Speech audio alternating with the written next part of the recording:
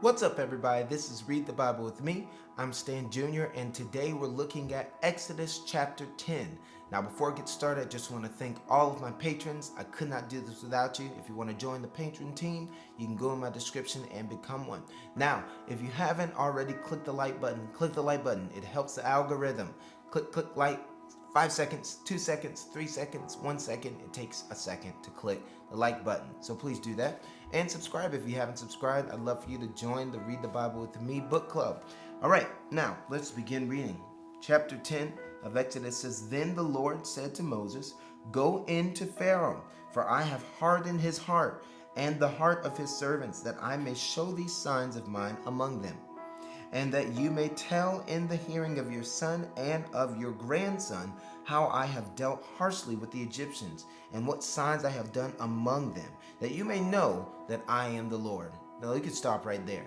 The things that happen in our life, the great big events that happen, are there so that we can share with our children and their children the goodness of God in the midst of them. In the midst of the storm, in the midst of the great hurricane, in the midst of the tornado, the goodness of God keeping us through the storm.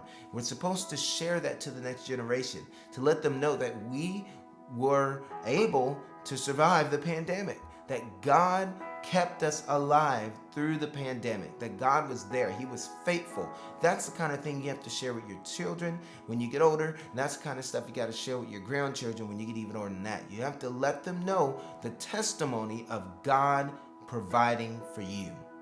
Now, so Moses and Aaron went into Pharaoh and said to him, Thus says the Lord, the God of the Hebrews, how long will you refuse to humble yourself before me?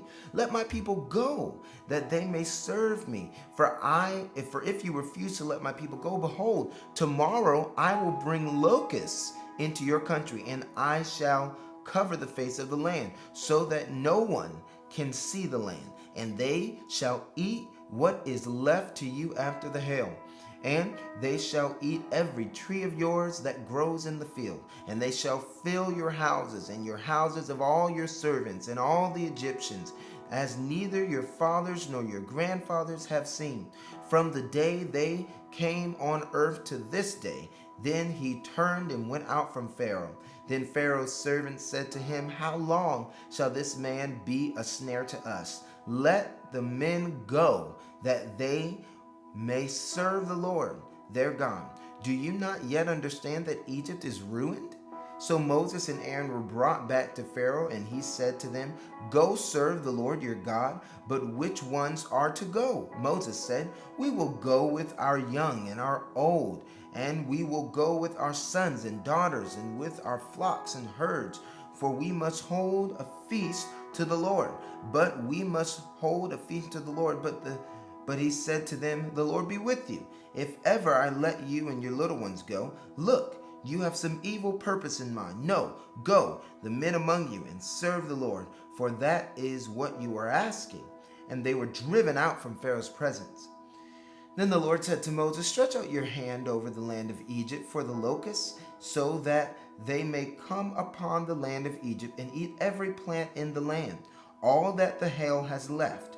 So Moses stretched out his staff over the land of Egypt, and the Lord brought an east wind upon the land all that day and all that night. When it was morning, the east wind had brought the locusts. The locusts came up over all the land of Egypt and settled on the whole country of Egypt. Such a dense swarm of locusts as had never been before, nor ever will be again.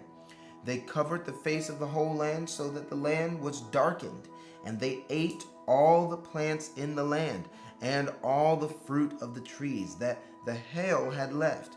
Not a green thing remained, neither tree nor plant of the field, though all the land of Egypt.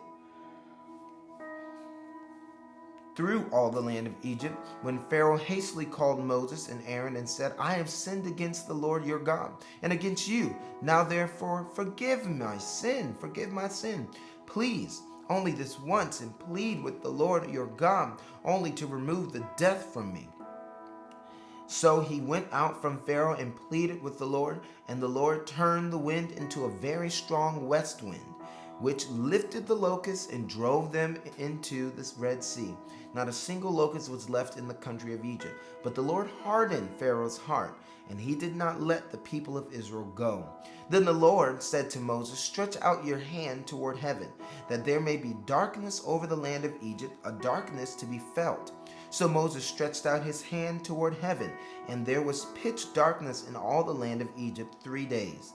They did not see one another, nor did anyone rise from his place for 3 days. But all the people of Israel had light where they lived. Then Pharaoh called Moses and said, "Go, serve the Lord. Your little ones also may go with you. Only let your flocks and your herds remain behind." But Moses said, "You must also let us have sacrifices and burnt offerings, that we may sacrifice to the Lord our God.